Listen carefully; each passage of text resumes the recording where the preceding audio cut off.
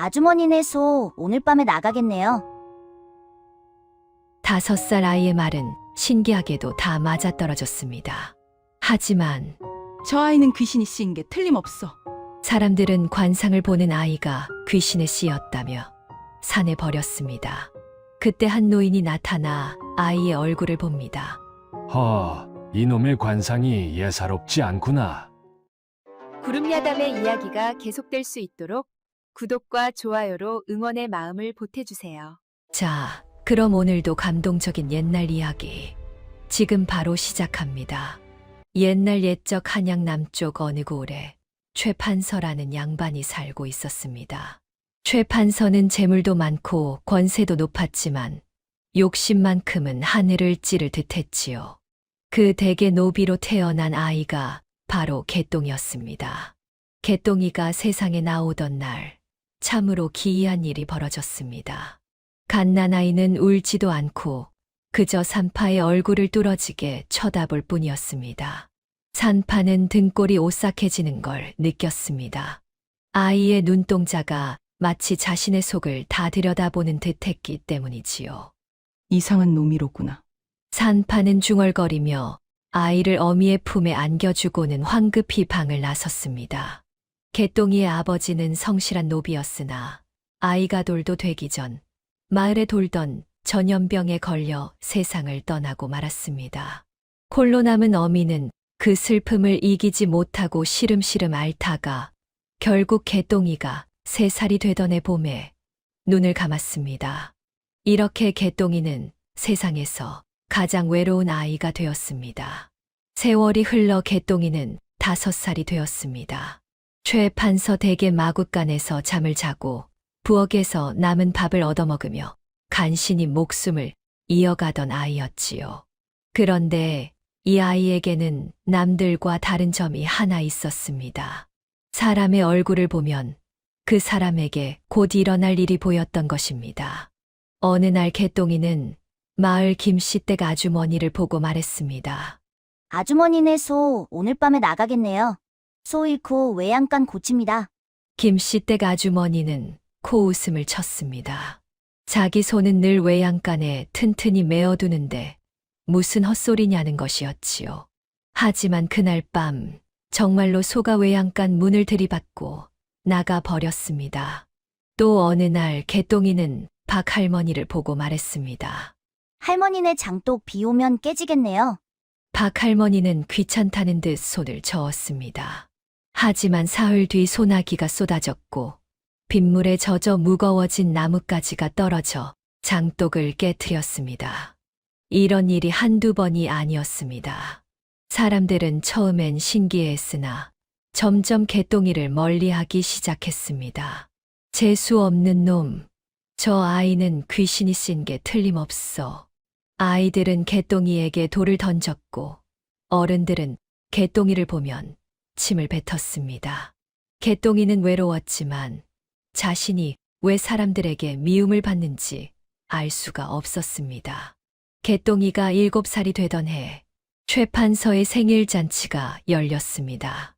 최판서는 욕심이 많기로 한양에서 소문난 양반이었습니다.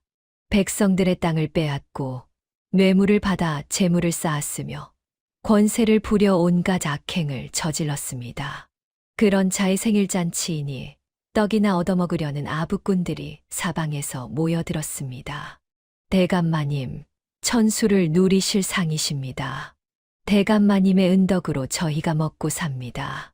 마당에는 온갖 산의 진미가 가득했고 기생들의 노랫소리가 울려 퍼졌습니다.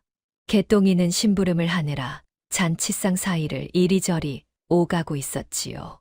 그때였습니다. 개똥이의 눈에 이상한 것이 보였습니다.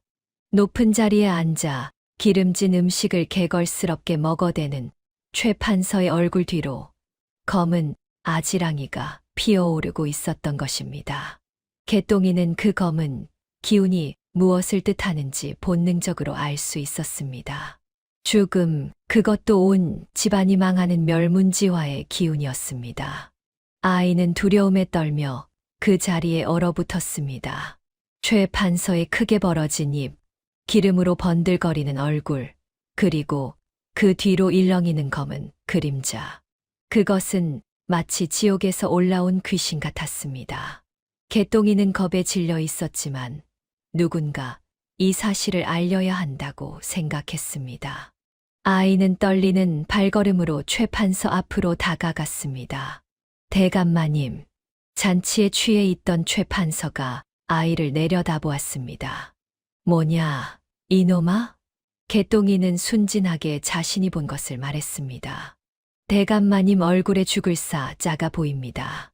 순간 잔칫집이 쥐죽은 듯 조용해졌습니다. 아부꾼들의 웃음소리도 기생들의 노랫소리도 뚝 끊겼지요. 최 판서의 얼굴이 불그락 변했습니다. 자신의 생일잔치에서, 그것도 온 동네 사람들이 모인 자리에서 죽을사 작아 보인다니 이보다 더 큰 모욕이 어디 있겠습니까? 이놈을 당장 끌어내라. 하인들이 개똥이를 끌고 갔습니다. 최 판서는 분노에 떨며 소리쳤습니다. 저 재수 없는 놈이 부정을 탔다. 앵마기를 해야 한다. 그날 밤 하늘에서는 장대비가 쏟아졌습니다. 번개가 하늘을 갈랐고 천둥 소리가 산을 뒤흔들었습니다. 최 판서의 명을 받은 하인들은 개똥이를 깊은 산속으로 끌고 갔습니다. 아이는 울부짖었지만 아무도 귀 기울이지 않았지요. 제발 살려주세요. 제발요. 하인들은 짐승굴 앞에 아이를 내던지고는 황급히 산을 내려갔습니다. 칠흑같이 어두운 밤, 폭우가 쏟아지는 산속에 7살 아이 혼자 남겨졌습니다. 개똥이는 공포에 떨며 굴 입구에 웅크렸습니다. 차가운 빗물이 온몸을 적셨고 어디선가 짐승의 울음소리가 들려왔습니다. 어머니. 아이는 죽은 어미를 부르며 결국 기진맥진하여 정신을 잃고 말았습니다. 동이 트기 전 한 노인이 산길을 걷고 있었습니다. 바로 허노인이었지요. 그는 귀한 산삼을 캐러 깊은 산을 찾아 헤매던 중이었습니다. 허허, 이 밤에 무슨 소리가 들리는구만. 노인은 희미한 신음소리를 따라 걸음을 옮겼습니다. 그리고 굴 앞에 쓰러져 있는 아이를 발견했습니다. 이런. 노인은 재빨리 아이를 안아 올렸습니다. 온몸이 얼음장처럼 차가웠고 숨은 끊어질 듯 가늘었습니다. 노인은 품에서 약주머니를 꺼내 아이의 입에 환약을 넣어 주었습니다. 한참을 지나자 개똥이가 천천히 눈을 떴습니다. 노인은 아이의 맥을 짚어보고는 눈을 크게 떴습니다. 허허, 이놈의 관상이 예사롭지 않구나. 노인은 아이의 이마를 자세히 살폈습니다. 애군이 가득했지만 그 너머로 보이는 기운은 범상치 않았습니다.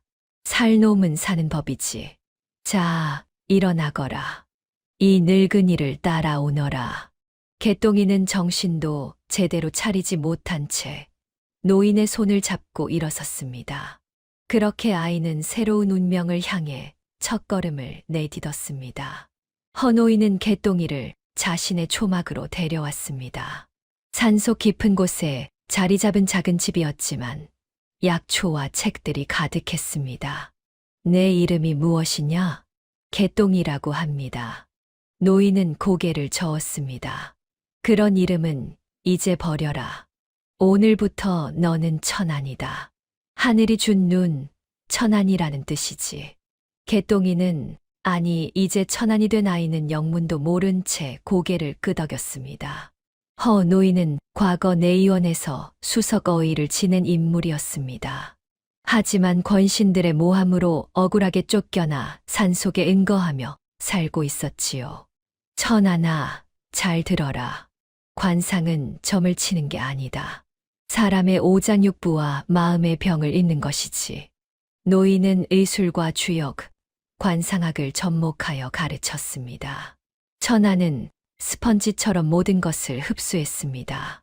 아이가 가진 특별한 능력은 바로 이 배움을 통해 더욱 정교하게 다듬어졌습니다. 사람의 얼굴에는 그 사람의 과거와 현재, 그리고 미래가 모두 담겨 있다. 하지만 그것을 악용해서는 안 된다. 오직 사람을 살리는 데에만 써야 하느니라. 천하는 스승의 말씀을 가슴 깊이 새겼습니다. 밤이면 촛불을 켜고 의서를 읽었고, 낮이면 스승을 따라 산을 오르며 약초를 배웠습니다. 세월은 물 흐르듯 지나갔습니다. 7살 어린아이였던 천하는 어느덧 22살 청년으로 자랐습니다. 무려 15년의 세월이 흐른 것이지요. 천하는 낮에는 약초를 캐고 밤에는 등불을 밝혀 공부했습니다. 스승의 가르침은 깊고도 넓었습니다. 의술뿐만 아니라 천문, 지리, 주역 그리고 사람의 마음을 읽는 법까지 모두 익혔습니다. 원망하는 마음을 품으면 안 된다. 어느 날 저녁 천안이 어린 시절 자신을 버린 최판서를 떠올리며 주먹을 쥐고 있을 때였습니다. 노인이 조용히 말했습니다. 원망은 독과 같아서 자신의 마음을 먼저 썩게 한다. 그 원망이 너의 눈을 흐리게 하면 너는 진실을 볼 수 없게 되느니라. 천하는 고개를 숙였습니다. 하오나 스승님, 저를 죽이려 했던 그 자를 용서할 수 없습니다. 복수는 하늘이 한다. 너가 할 일은 너의 능력으로 더 많은 사람을 살리는 것이다. 그것이 진정한 승리이니라. 노인의 말씀은 언제나 깊은 울림을 주었습니다. 천하는 복수심을 사귀고 대신 더 열심히 공부했습니다. 봄에는 산나무를 뜯고 여름에는 약초를 말렸으며 가을에는 산삼을 캐고 겨울에는 책을 읽었습니다. 그렇게 사계절이 15번 바뀌는 동안 천하는 누구도 따라올 수 없는 경지에 이르렀습니다. 사람의 얼굴만 보면 그 사람의 병이 무엇인지, 마음속에 무슨 근심이 있는지, 앞으로 어떤 일이 벌어질지 꿰뚫어 볼 수 있게 된 것입니다. 이제 너는 스승을 넘어섰구나. 노인이 흐뭇하게 웃으며 말했습니다. 아닙니다, 스승님. 제가 가진 모든 것은 스승님께서 주신 것입니다. 겸손하기까지 하니 내 제자 농사는 잘 지은 셈이로다. 22살이 된 천하는 이따금 산을 내려가 장터에서 약재를 팔았습니다. 스승이 필요로 하는 물품을 구하기 위해서였지요. 어느 봄날 장터는 사람들로 북적였습니다. 그런데 갑자기 고함 소리가 들려왔습니다. 도둑이야, 저 과부년이 내 돈을 훔쳐갔어. 한 상인이 젊은 과부를 가리키며 소리쳤습니다. 과부는 울먹이며 억울함을 호소했습니다. 아닙니다. 저는 훔친 적이 없습니다. 하지만 사람들은 과부를 의심의 눈초리로 바라보았습니다. 천하는 그 광경을 지켜보다가 상인과 과부의 얼굴을 번갈아 살폈습니다. 상인의 얼굴에는 붉은 기운이 돌고 있었고 눈동자가 불안하게 흔들렸습니다. 반면 과부의 얼굴에는 억울함과 슬픔만이 가득했지요. 천하는 상인 앞으로 다가갔습니다. 잠깐만 기다리십시오. 누구냐, 너는? 천하는 상인의 눈을 똑바로 바라보았습니다.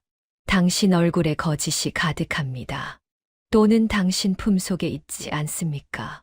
상인은 화들짝 놀라며 뒷걸음질 쳤습니다. 무슨 헛소리를. 당신은 지금 이 과부에게 돈을 돌려받으려는 게 아니라 빌려준 돈을 갚으라고 닥달하다가 꾀를 낸 것입니다. 도둑으로 몰아 관가에 끌고 가면 겁에 질린 이 여인이 집이라도 팔아 돈을 갚을 거라 생각한 것이지요. 사람들이 웅성거렸습니다. 상인의 얼굴은 창백해졌습니다. 자, 품을 뒤져보십시오. 돈이 나올 것입니다. 결국 상인의 품에서 돈이 나왔고 사람들은 환호했습니다. 과부는 눈물을 흘리며 천안에게 절을 올렸습니다. 그날 이후 장터 사람들은 천안을 젊은 도사라 불렀습니다. 천안의 소문은 순식간에 퍼져나갔습니다. 장터를 넘어 마을로, 마을을 넘어 고을로, 고을을 넘어 한양까지 소문이 퍼졌지요. 산속에 신통한 젊은이가 있다더군. 사람 얼굴만 봐도 병을 고친다던데? 한양의 양반들이 하나둘 찾아오기 시작했습니다. 어떤 이는 말을 타고 왔고 어떤 이는 가마를 메고 왔습니다. 그런데 천안의 태도는 예사롭지 않았습니다. 비단옷을 입고 돈주머니를 잔뜩 들고 온 탐관오리가 찾아오면 천안은 문전박대했습니다. 돌아가십시오. 뭐라고? 내가 누군지 아느냐? 압니다. 백성의 고혈을 빨아먹는 탐관오리시지요. 당신 얼굴에는 욕심이 덕지덕지 붙어 있어 볼 게 없습니다. 양반은 화를 내며 돌아갔지만 천안은 개의치 않았습니다. 반면 병든 노모를 업고 찾아온 가난한 효자에게는 천안이 먼저 달려갔습니다. 어서 오십시오. 노모를 이리 눕히시지요. 천안은 노모의 맥을 짚고 얼굴을 살펴본 뒤 말했습니다. 오래된 냉병이십니다. 걱정 마십시오. 약을 지어 드리겠습니다. 천안은 직접 약초를 다려 노모에게 먹였습니다. 효자가 돈을 내려 하자 천안은 손사래를 쳤습니다. 어머니를 살리려는 그 마음이 이미 값진 것입니다. 돈은 필요 없습니다. 이런 일이 반복되자 백성들 사이에서 천안은 살아있는 부처라 불렸습니다. 어느 날 허노인이 천안에게 말했습니다. 천안아, 내가 가진 능력은 하늘이 준 선물이다. 하지만 그 선물을 어떻게 쓰느냐는 내 마음에 달려있지. 마음이 고와야 관상도 곱게 핀다는 것을 잊지 마라.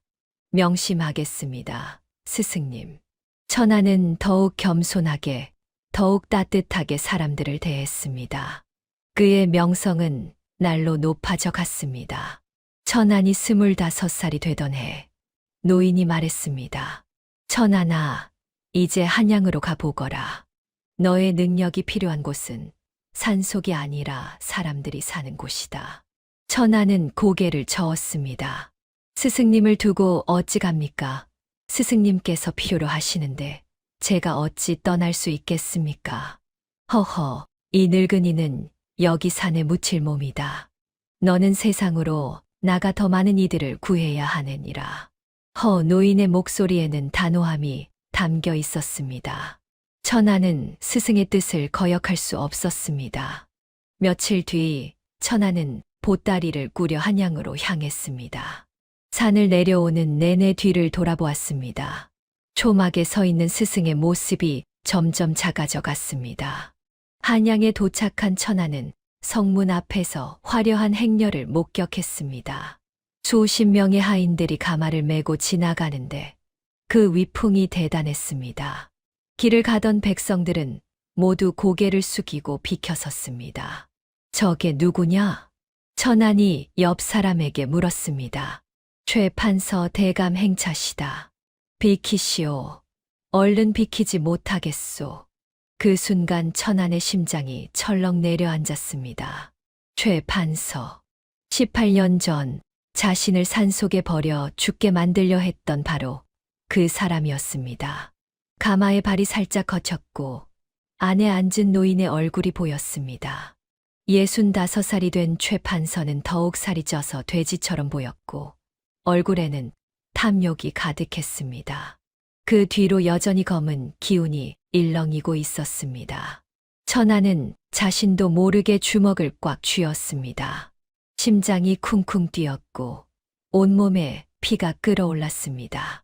어린 시절의 기억이 파도처럼 밀려왔습니다. 폭우가 쏟아지던 밤, 짐승굴 앞에 버려졌던 그날 밤의 공포가 생생했습니다. 바로 그때 등 뒤에서 익숙한 목소리가 들렸습니다. 때가 아니다, 천안아. 놀라서 돌아보니 허노인이 지팡이를 짚고 서 있었습니다. 숨이 가빠 보였습니다. 먼 길을 급히 달려온 것이 분명했습니다. 스승님, 어찌 여기까지? 몸이 불편하신데 내 마음이 흔들릴까 따라왔느니라. 노인은 천안의 어깨에 손을 얹었습니다. 천안아, 잘 들어라. 썩은 고름은 저절로 터질 때를 기다려야 한다. 내가 성급하게 칼을 대면 오히려 내가 다칠 수 있느니라. 복수는 하늘이 하는 것이다. 천하는 깊게 숨을 들이쉬었습니다. 스승의 말씀이 옳았습니다. 복수는 때를 기다려야 했습니다. 명심하겠습니다, 스승님. 노인은 천안의 어깨를 토닥였습니다. 좋다. 지금은 내 능력을 더욱 갈고 닦을 때다. 하늘이 너를 쓸 때가 반드시 온다. 그때를 위해 준비하거라. 천안은 고개를 끄덕이고 행렬이 사라진 거리를 바라보았습니다. 마음속 깊은 곳에서 복수의 불씨가 타오르고 있었지만 천안은 그것을 꾹 눌러 담았습니다. 때를 기다리기로 한 것입니다. 하늘이 정한 그때를 말입니다. 그로부터 석 달 뒤 한양 전체가 발칵 뒤집어졌습니다. 왕께서 원인 모를 괴질에 걸리셨다는 소문이 퍼진 것입니다. 대전 안에서는 왕의 신음소리가 밤낮으로 이어졌습니다. 악몽에 시달리고 식은땀을 비 오듯 흘리며 음식도 제대로 넘기지 못하셨지요. 밤이면 괴로운 비명을 지르며 깨어나시곤 했습니다. 내의원의 어이들이 밤낮으로 약을 다렸으나 왕의 병세는 나아지지 않았습니다. 오히려 날이 갈수록 더욱 깊어져만 갔습니다. 침을 놓아도 소용없었고 약을 다려도 차도가 없었습니다. 궁궐 안은 무거운 분위기에 휩싸였습니다. 궁녀들은 소곤소곤 불길한 소문을 속삭였고 내관들은 근심 어린 얼굴로 복도를 오갔습니다. 이때 조정의 실세로 군림하던 최 판서가 움직였습니다. 그는 이 기회를 놓치지 않았지요. 전하의 병화는 범상한 병이 아니옵니다. 귀신이 붙은 것이니 무당을 불러 굿을 해야 합니다. 대신들이 반대했습니다. 그럴 수는 없습니다. 무당을 궁궐에 들이는 것은 예법에 어긋납니다. 하지만 왕의 병세가 워낙 심각하자 결국 최 판서의 뜻대로 되었습니다. 왕께서 직접 허락하신 것입니다. 최 판서는 자신의 아들을 통해 미리 매수해둔 무당을 궁궐로 들였습니다. 그 무당은 이름만 무당이었을 뿐 실은 사기꾼에 불과했습니다. 이것은 조상신이 노하신 것이옵니다. 큰 굿을 올려야 합니다. 무당은 요란하게 굿판을 벌이고 온갖 주문을 외쳤습니다. 그리고 정체를 알 수 없는 부적을 태운 물을 왕께 올렸습니다. 하지만 그 물에는 왕의 정신을 흐리게 만드는 약이 섞여 있었습니다. 최 판서의 계략이었지요. 왕을 병들게 하고 자신이 구원자처럼 나타나 권력을 장악하려는 음모였습니다. 과연 무당이 올린 물을 마신 후 왕의 병세는 더욱 깊어졌습니다. 어전에서는 왕의 괴로운 신음소리가 끊이지 않았고 궁궐 전체가 슬픔에 잠겼습니다. 백성들도 불안에 떨었습니다. 전하께서 위독하시다니 나라의 망조가 든 것 아닌가. 이러다 나라가 어찌 되는 것이냐? 한양거리에는 흉흉한 소문이 떠돌았고 백성들의 마음은 어두워져만 갔습니다. 장터는 한산해졌고 사람들은 집에만 틀어박혀 있었습니다.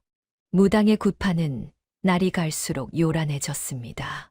징과 꽹과리 소리가 대궐을 뒤흔들었고 온갖 이상한 주문이 밤낮으로 이어졌습니다. 무당은 궁궐 곳곳에 부적을 붙이고 왕께 정체불명의 약물을 계속 올렸습니다. 그럴수록 왕의 정신은 더욱 혼미해졌고 몸은 더욱 쇠약해져 갔습니다. 한때 씩씩하시던 왕의 모습은 온데간데 없었습니다. 이것은 악귀가 깊이 들어앉은 것이옵니다. 더 큰 굿을 해야 합니다. 산돼지를 잡고 소를 잡아 제를 올려야 합니다. 무당의 말에 따라 궁궐에서는 엄청난 재물이 쓰여졌습니다. 그 재물은 고스란히 최 판서와 무당의 주머니로 들어갔지요.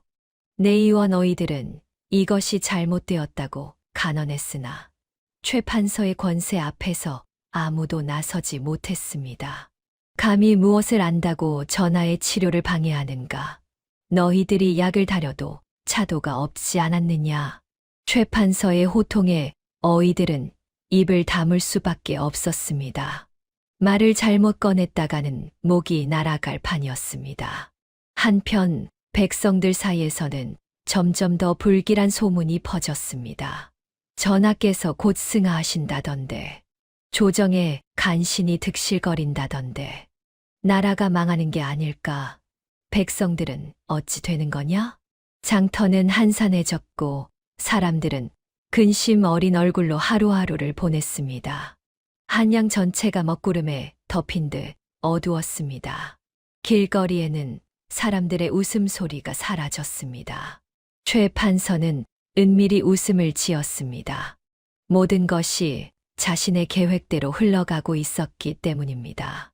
왕이 더욱 쇠약해지면 자신이 섭정을 하게 될 것이고, 그렇게 되면 나라 전체가 자신의 손아귀에 들어올 것이었습니다. 허허, 세상이 내 것이 되는구나. 이 모든 것이 내 것이 될 터이니. 최 판서는 탐욕이 가득 찬 눈으로 궁궐을 바라보았습니다. 그의 눈에는 권력에 대한 집착만이 가득했습니다. 산속초막에서 이 모든 소식을 들은 허 노인은 깊은 한숨을 내쉬었습니다.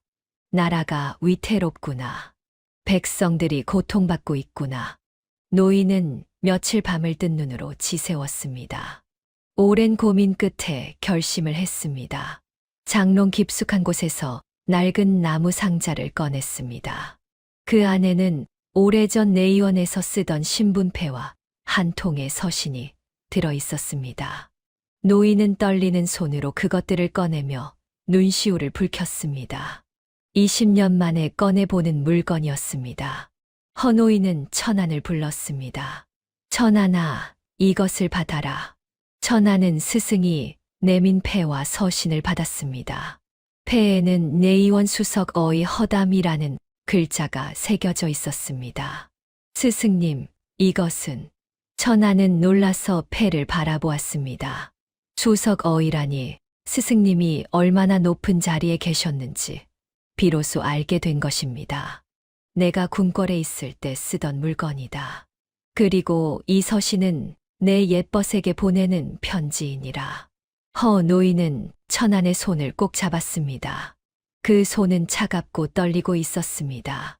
천안아, 이제 내가 나설 때가 왔다. 이 패를 들고 궁궐로 가거라. 내 옛벗인 상선 영감이 너를 도와줄 것이다. 하오나 스승님, 제가 어찌 감히 궁궐에. 저는 아무것도 아닌 천한 몸인데. 아니다. 너는 하늘이 보낸 자이니라. 허노인의 목소리에 힘이 실렸습니다.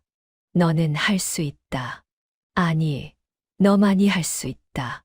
나라를 구하고 백성을 구하고 전하를 구하는 것. 그것이 바로 하늘이 내게 준 천안의 의미이니라. 천안은 스승의 간절한 눈빛을 보았습니다.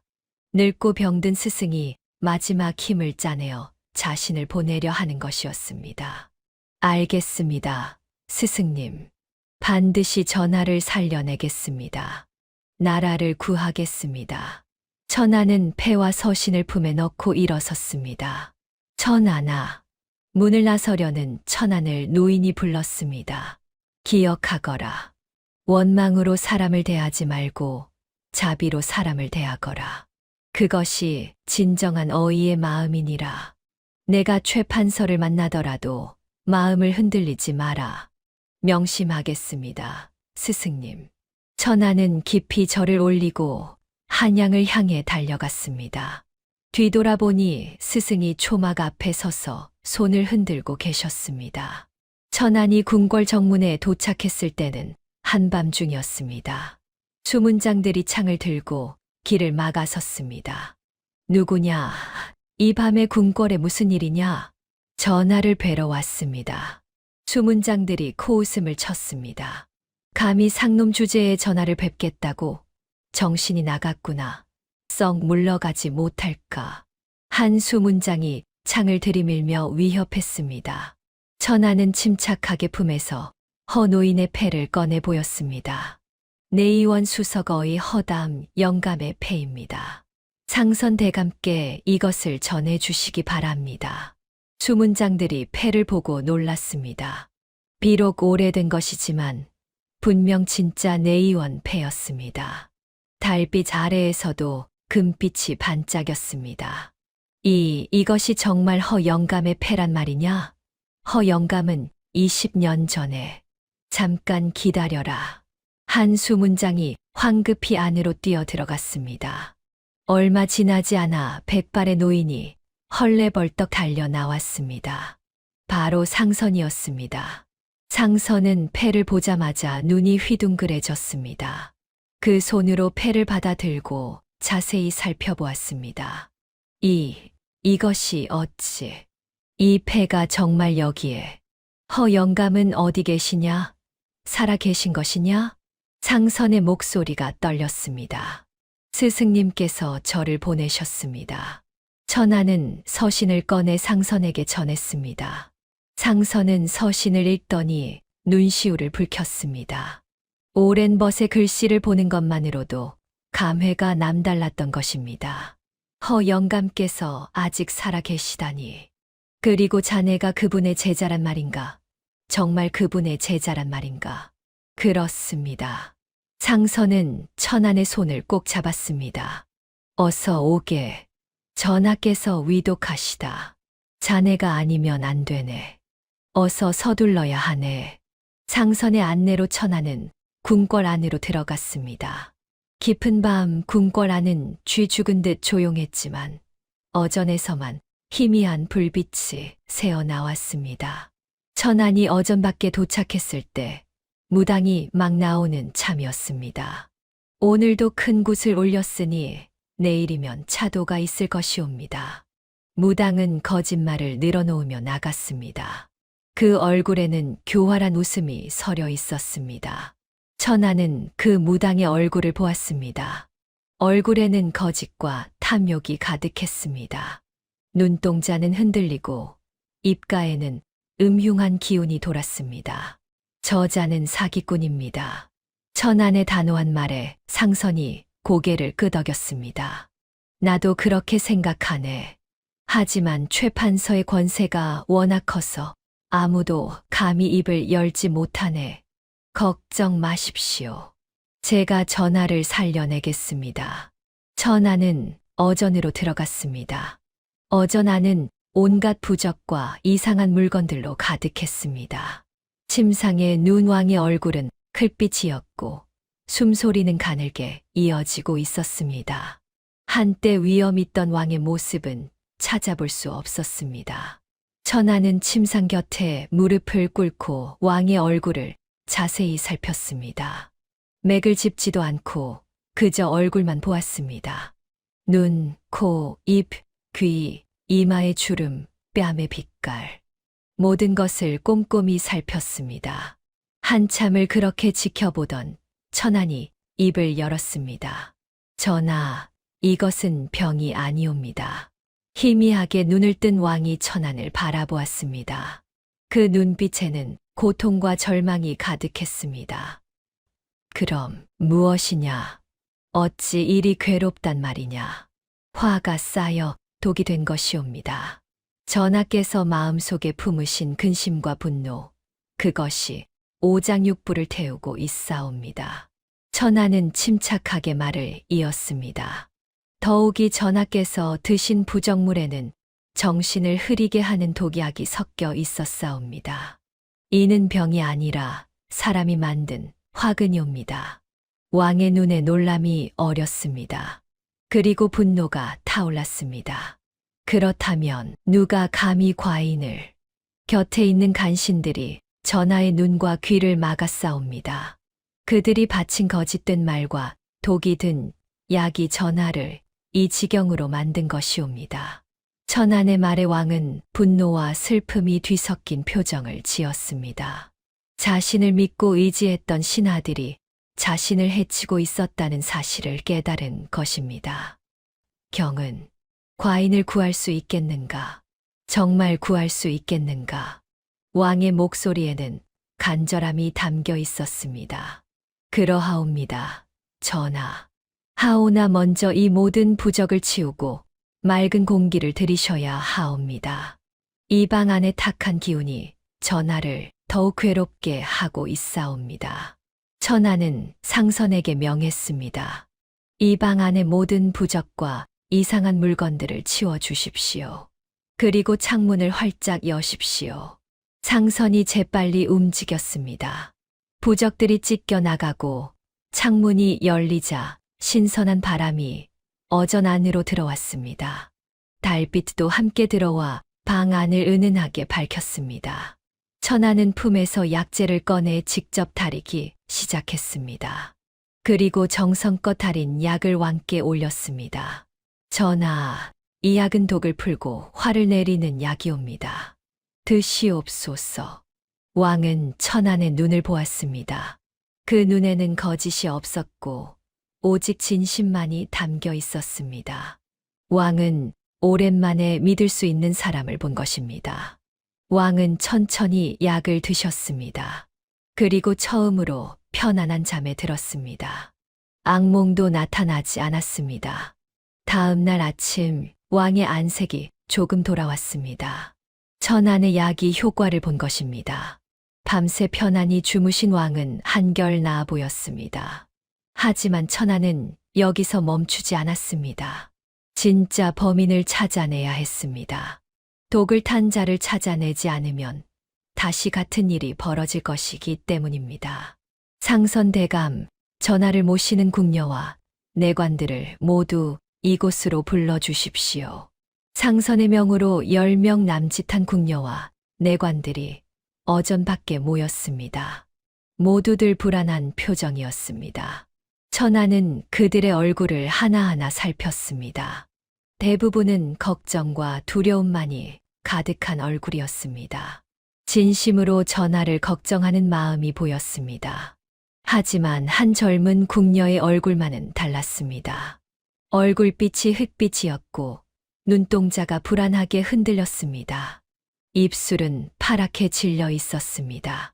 천안이 그 궁녀 앞으로 다가갔습니다. 궁녀는 더욱 떨기 시작했습니다. 너의 얼굴의 주인을 배신한 공포가 서려 있구나. 궁녀는 화들짝 놀라며 고개를 떨구었습니다. 아니옵니다. 저는 아무것도.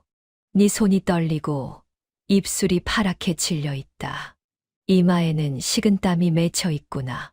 내가 전하께 독약을 탄 것이 아니냐? 결국 궁녀는 무릎을 꿇으며 울음을 터뜨렸습니다. 다리에 힘이 풀려 주저앉고 말았습니다. 용서하옵소서. 저는 시킨 대로만 했을 뿐이옵니다. 저도 어쩔 수 없었사옵니다. 누가 시켰느냐? 누가 너에게 그런 짓을 시켰느냐? 천안의 목소리는 엄하면서도 어딘가 온화함이 담겨 있었습니다. 최 판서 대감께 옵니다. 대감께서 저희 가족을 인질로 잡고 전하께 드리는 약에 이상한 가루를 달라고 안 하면 가족을 모두 죽인다고 궁녀는 흐느끼며 말했습니다. 진실이 드러나는 순간이었습니다. 상선과 주변의 신하들은 경악했습니다. 모두들 최 판서의 악행에 치를 떨었습니다. 천하는 왕께 아뢰었습니다. 전하, 최 판서가 바로 이 모든 일의 주모자이옵니다. 전하를 독살하려 한 역적이옵니다. 소식을 들은 최 판서는 경악했습니다. 완벽하다고 생각했던 계획이 무너지기 시작한 것입니다. 안 돼. 이대로 끝날 수는 없어. 절대 안 돼. 최 판서는 사병들을 풀어 천안을 없애려 했습니다. 한밤중 수십 명의 자객들이 궁궐로 들이닥쳤습니다. 칼을 빼든 채 어전을 향해 달려왔습니다.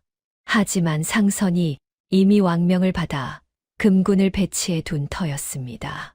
자객들은 금군에게 제압되었고 최 판서는 궁지에 몰렸습니다. 이튿날 아침 최 판서는 어전으로 끌려왔습니다. 왕 앞에 꿇어앉은 최 판서는 여전히 발악했습니다. 전하, 저는 억울하옵니다. 저 자는 사기꾼이옵니다. 어디서 온지도 모르는 자의 말을 어찌 믿으시옵니까? 그때 천안이 최 판서 앞으로 걸어갔습니다. 그리고 조용히 말했습니다. 대감 18년 전 빗속에 버려진 그 아이를 기억하십니까? 최 판서의 얼굴이 새하얗게 질렸습니다. 그 순간 과거의 기억이 스쳐 지나갔습니다. 너는 설마 그때 그 개똥이가? 그렇습니다. 제가 바로 그 개똥이옵니다. 최 판서는 믿을 수 없다는 표정으로 천안을 바라보았습니다. 죽은 줄 알았던 그 아이가 살아서 돌아온 것입니다. 그것도 자신을 파멸로 몰아넣는 자로 말입니다. 그때 대감께서는 저를 죽음의 산에 버렸습니다. 하지만 하늘은 저를 살려주셨습니다. 그리고 오늘 하늘은 대감의 죄를 밝히라 하셨습니다. 천하는 왕께 아뢰었습니다. 전하 최 판서는 18년 전부터 온갖 악행을 저질렀사옵니다. 백성의 땅을 빼앗고 뇌물을 받았으며 심지어 7살 아이를 죽이려 하였사옵니다. 왕의 얼굴에 노기가 가득했습니다. 최 판서 경의 죄목이 이토록 많으냐? 과인을 독살하려 했을 뿐 아니라 어린아이까지. 최 판서는 땅바닥에 엎드려 용서를 빌었습니다. 하지만 이미 늦었습니다. 바로 그때 최 판서의 아들이 급히 어전으로 들어왔습니다. 그 손에는 두툼한 장부가 들려 있었습니다. 전하, 저는 아버지의 비리를 고발하러 왔사옵니다. 최 판서는 믿을 수 없다는 표정으로 아들을 바라보았습니다. 자신이 그토록 아끼던 아들이 자신을 배신하는 것이었습니다. 내 이놈, 네가 감히, 네가 내 아들이냐? 아들은 아버지를 외면하고 왕께 장부를 바쳤습니다. 이 장부에는 아버지가 지금껏 저지른 모든 비리가 기록되어 있사옵니다.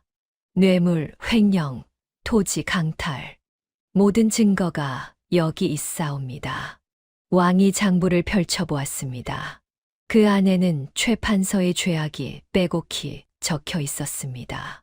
얼마나 많은 백성을 괴롭혔는지 그 기록이 끝이 없었습니다. 아버지가 시켜서 한 일입니다. 저는 아무 잘못이 없사옵니다.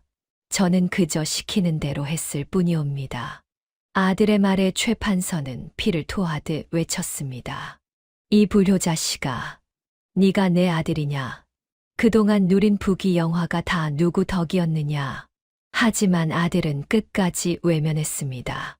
자기만 살겠다고 아비를 배신한 것입니다. 최 판서는 허탈하게 웃었습니다.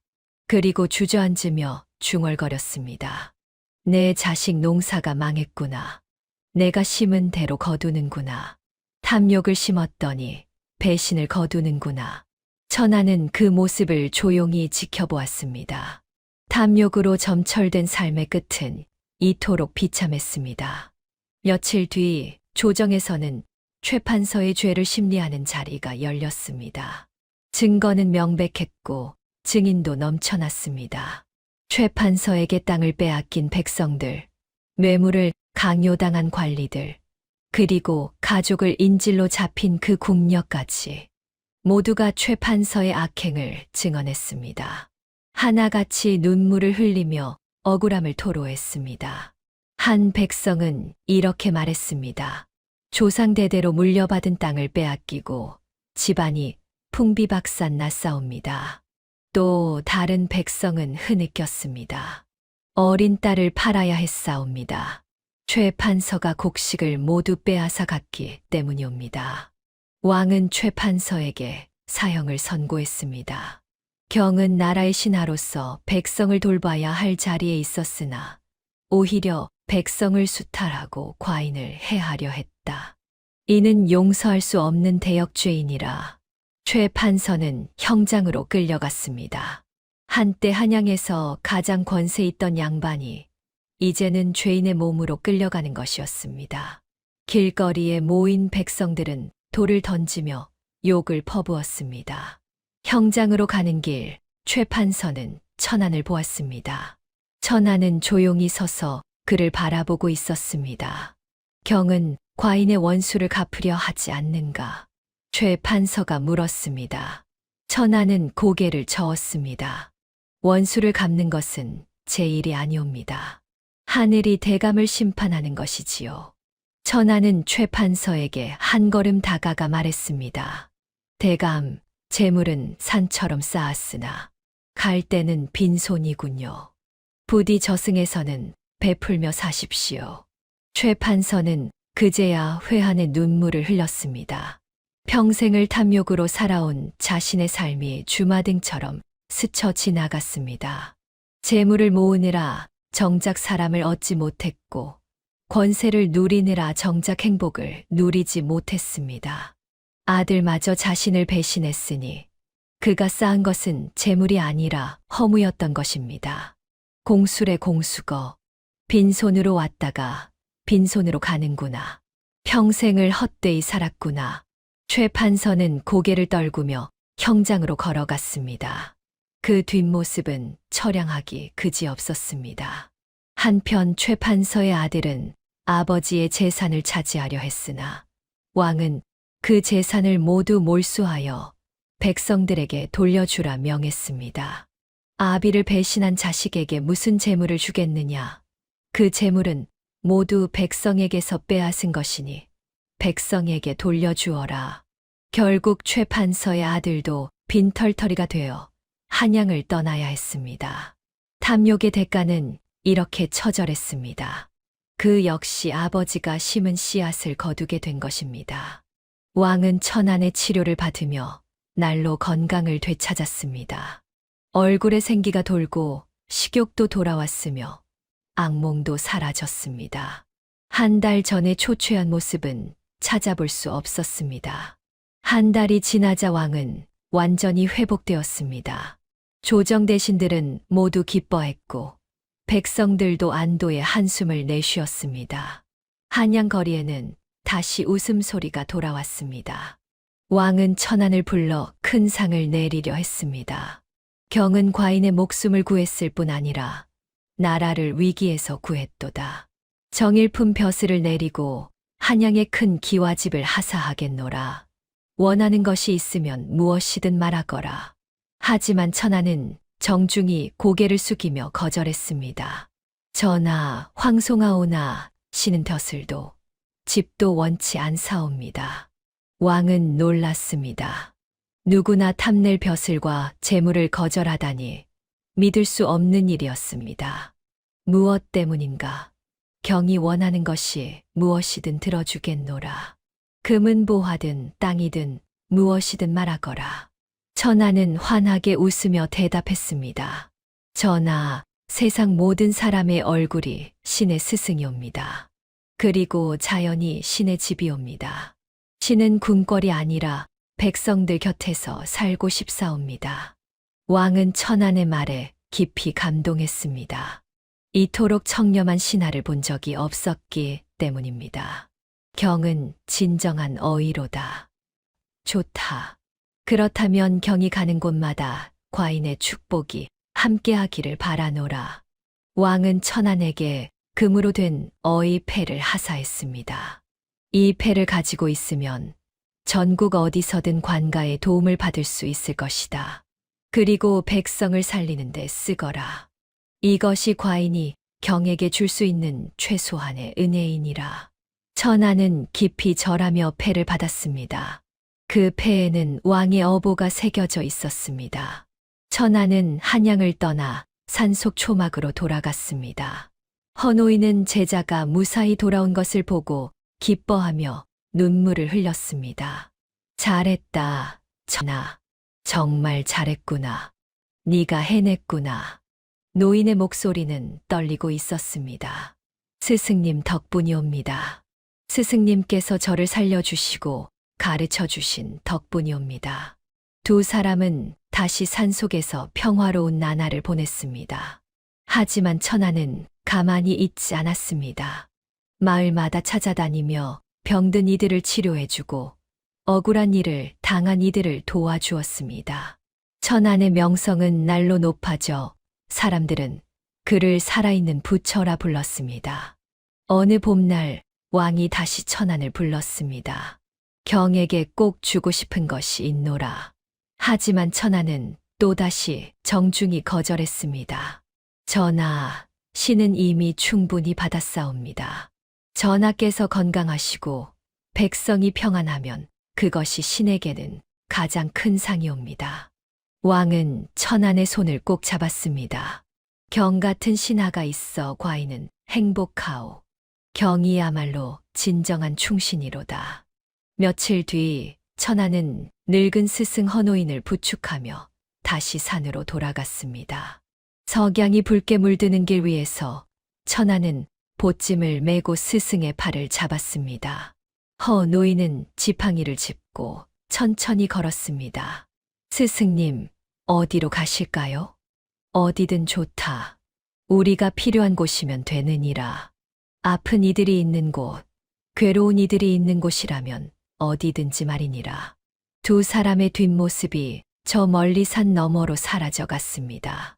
그 뒷모습은 평화롭고도 따뜻했습니다.